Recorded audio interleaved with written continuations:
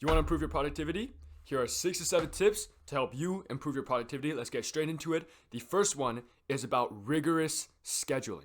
So what rigorous scheduling is it's basically when you compulsively schedule in every microsecond of your day. So you schedule in your whole day is entirely full of stuff for you to do. You have your deep work blocks planned out. You also have your rest day planned out. The reason overscheduling works so well is because it adds a lot of direction and purpose into your life. You know what you need to be doing every second of the day. There's no room for you to make the decision to procrastinate. The decision to be productive has already been made for you by the past version of yourself who built your calendar.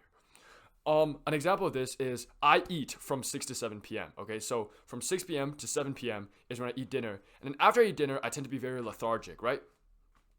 This feeling of lethargy makes it so that if I don't have anything scheduled in, the choice that I usually make after dinner is to go relax, is to go play video games, scroll on my phone, lie down on my bed. It wastes time.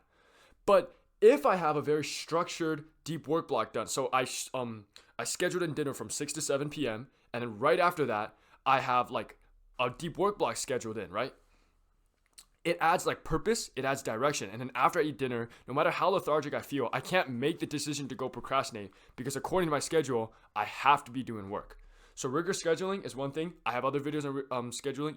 You can feel free to look at them. The second tip is to eliminate all urges, okay? And specifically to eliminate the access to all urges. So basically what this means is you got junk food in your house, throw it out. You have video games on your computer, delete them. You have YouTube Shorts, Instagram Reels, TikTok, or any of these things. Use blockers to block them on your computer, and you can use blockers to block them on your phone as well, just the short form content. But you might be saying like, oh, I could just throw my phone out, you know what I'm saying? I can just use discipline or whatever. That's wrong. The reason is because these things, these distractors, I'm just going to call them all under an umbrella term distractors, okay? These distractors will distract you even if you're not like actively being distracted. So even if I'm not actively scrolling, I'm doing work, they'll still distract me. And the vehicle of which they do that is through urges. So I'm just doing work, right? I'm doing work on my computer, fucking Roblox Feed the Facility. I'm trying to like hack a computer, some dumb shit. Randomly, I would just get the urge to like scroll because, you know, your work is boring, right? Or something, let's just say you finish something, you'll just randomly get the urge. And every single time you get these urges, you waste like 6-7 minutes because it takes your focus outside of your work, right? So let's say it removes your focus for 1 minute and it takes you another like 5 or 6 minutes to get back into focus for your work. So removing all your urges, like, because you're not gonna, trust me, you're not gonna get these urges if the junk food is thrown away. But if you have access to it, you will get these urges. So the whole point of this, the tip number 2, is to remove access to the urges. So delete everything. I should have some tips on this. You can, ask me in the comment section if you want more specific things, but I only have 6 + 7 minutes this video. The third tip is deep work. So this is the first tip that's actually like an efficiency booster as opposed to a procrastination dumpster. Okay? Deep work is the best way to do work, and it's the way that you will get the most work done in the least amount of time. It also goes hand in hand with the last thing we talked about, sort of like the idea of it taking time for you to go back into focus. Deep work is basically when you spend at least 60 minutes, minimum 60 minutes, working on one task. Okay? A lot of people get this wrong. They think that deep work is like just doing work for 60 minutes, right? With high focus. No. You have to be working on one big task for 60 minutes, a unified task. And this goes back to the idea of focus transferring. So let's say I'm working on project A, and there's also project B, right? If I switch from project A to project B, there's like this sort of like focus transferring between these two concepts. And this like 20-minute period where your focus is transferring from project A to project B or from project B back to project A is when you lose your productivity and you lose your time because your full focus isn't completely spent on one task. So the fix to this is just do deep work and just hammer out like 60 minutes, 90 minutes, and don't get distracted at all during this deep work block. So that's why the last tip was about eliminating urges. And the first tip was about scheduling in these deep work blocks into your day to make them more consistent. The fourth tip is about eating the frog. So eating the frog is basically where you just do the hardest task in your day at the very start of your day. And the reason why this is so effective for making you more productive and especially for reducing procrastination, the reason eating the frog is so effective at increasing your productivity is because when you do the hardest task first, it makes the rest of your work by comparison seem easier and more manageable, and you will be happier to do it. Because this incredibly hard task is already out of the way, right? Example for me, the hardest thing for me to do is probably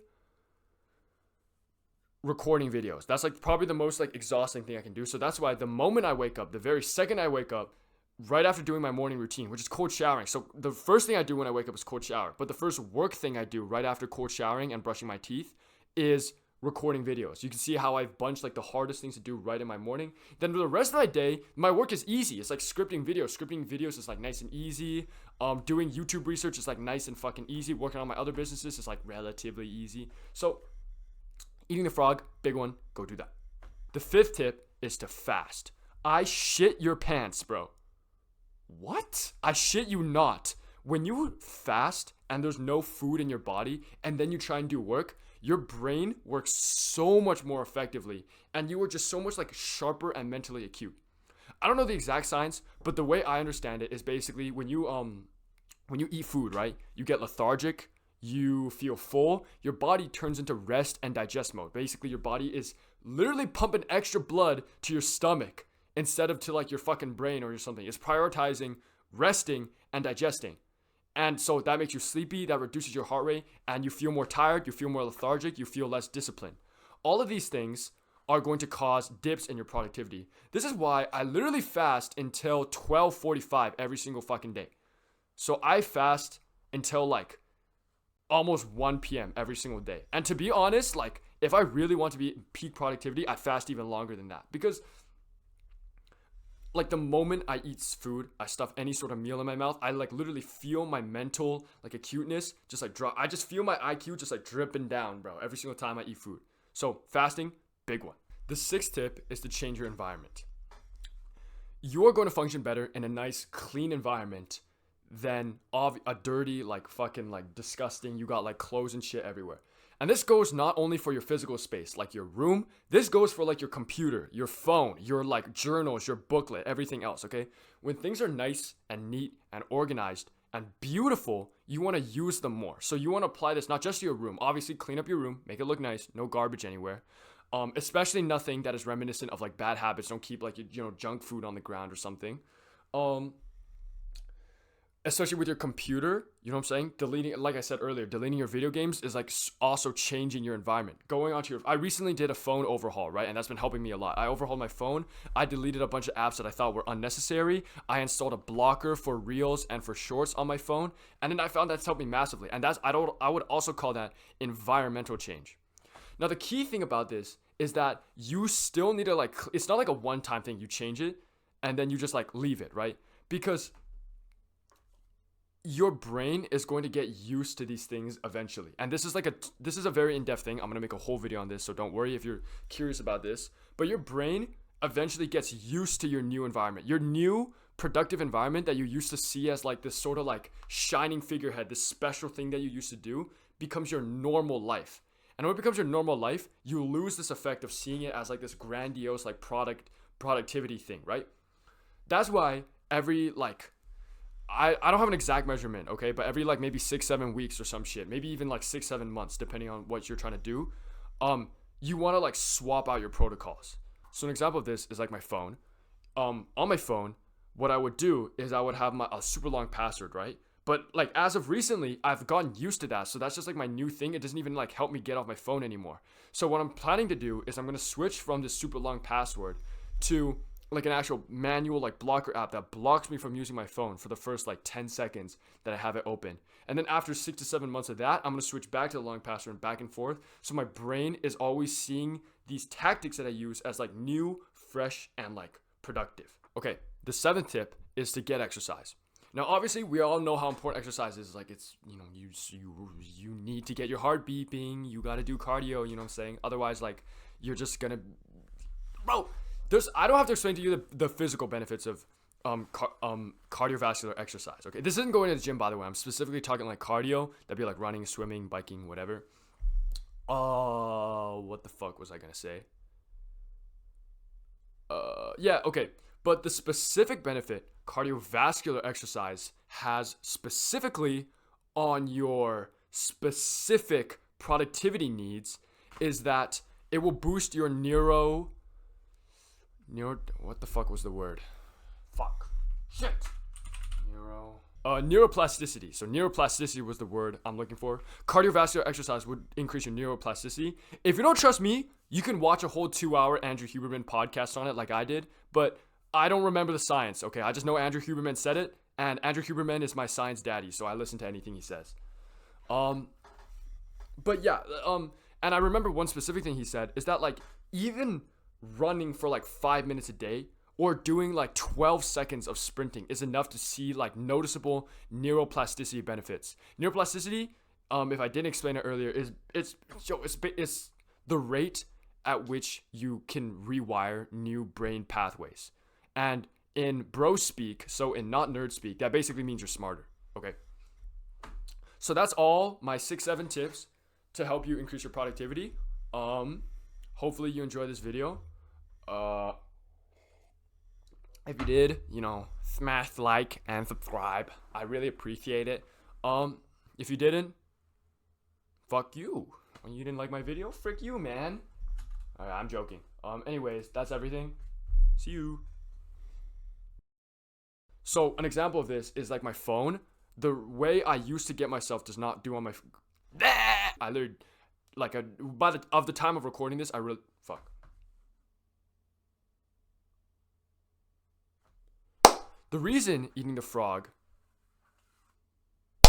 I'm not gonna explain the analogy, okay? But okay. The reason eating the frog is so. The reason eating a.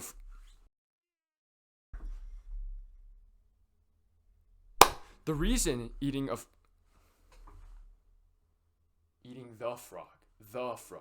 Hey guys, the video didn't get quite to 6 + 7 minutes, so I'm gonna be reading a Reddit story with Subway Surfers in the back. I hurt my boyfriend real bad and I don't know what to do anymore. So for a backstory, me and my boyfriend have been together for 8 months. We're in that constant fighting stage, but I really screwed up. One day, my parents were fighting and were mad at me, and I was already overwhelmed and I went over to his place. He was really excited and we did the usual. Cuddle, hang out, watch movies. But after a while, instead of communicating, we ended up fighting. I went outside to take a breather, and when I came back, I found him hiding in the closet scared I was going to yell. Once he came out, I realized I wasn't. He started tickling me.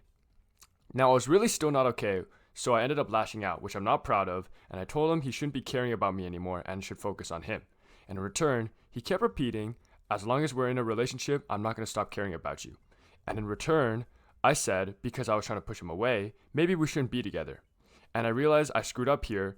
Now, 2 weeks later, he tells me in his words, you chose the most sensitive guy and said the one thing he prayed you wouldn't say. Now I'm sitting here knowing I fucked up bad. He tells me that he's not sure if I love him anymore. But the truth is, I love him with all my heart. Just he says I should now show it through actions more than ever. But I don't know. I know I'm in the wrong, but I need help. I don't want to lose him.